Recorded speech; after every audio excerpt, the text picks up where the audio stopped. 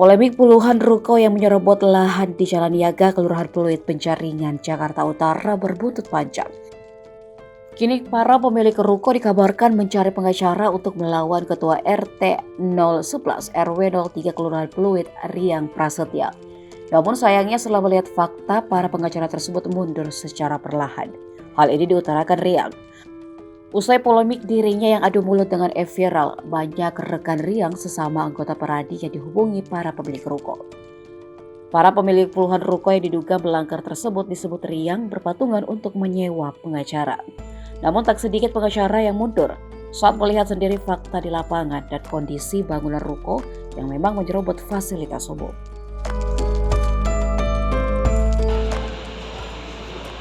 Kok didiemin gitu loh, dimakan seperti ini?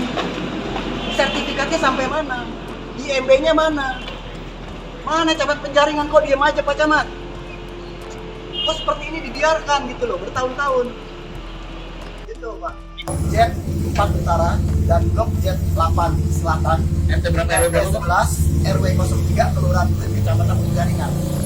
Perlu saya sampaikan dulu nih, bila kita memiliki satu bidang tanah dengan sertifikat, lalu kita membangun tanpa izin IMB, namanya bangunan tanpa izin.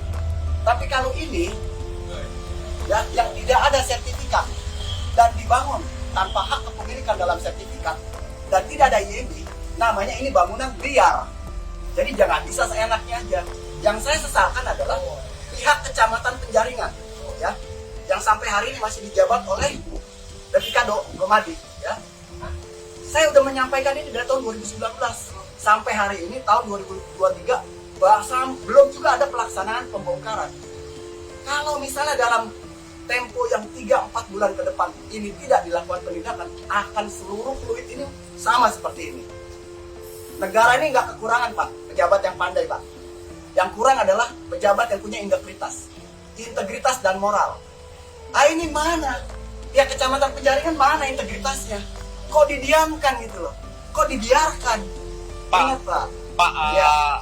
jadi kan Pak yang bangun ini kan harusnya kan mereka kan lapor dulu ke Ya. Ketua RT. Ya. Ya, Bapak sebagai Ketua RT itu gimana Pak? Tidak ada laporan sama sekali. Mereka toto bikin. Saya juga heran ini. Ini diizinkan oleh siapa? Awalnya ruko ini dulu milik PT Jakpro Pak, Jakarta Propertindo, milik BUMD. Pada sebelum tahun 2019 masih tertib, masih oke, karena mereka ada pengawas aset. Tapi setelah itu dijual Pak, tahun 2019 dijual asetnya. Beralih kepada orang per orang, baru pada penyerobotan lahan terjadi. Dampaknya Pak? Satu, setiap hujan air tidak bisa mengalir, airnya ada di sini. Kedua, jalan jadi sempit, kan begitu. Ketiga, ini bukan haknya mereka. Itu yang harus tahu loh, bukan hak mereka. Ini tanah negara. Kalau tanah negara udah diambil, nanti institusi yang lain pasti ikut di sini. Bukan cuma soal pelanggaran gedung, tapi lahan negara ini yang diserobot ini, institusi yang lain pasti akan ikut juga. Sejak kapan Pak dibilang ini Pak? Yang saya bikin peringatan sejak tahun 2019, saya udah bikin peringatan, saya udah bikin laporan kepada Lurah Pluit, kepada Camat Penjaringan, ya. Tahun berapa? 2019 saya bikin itu surat.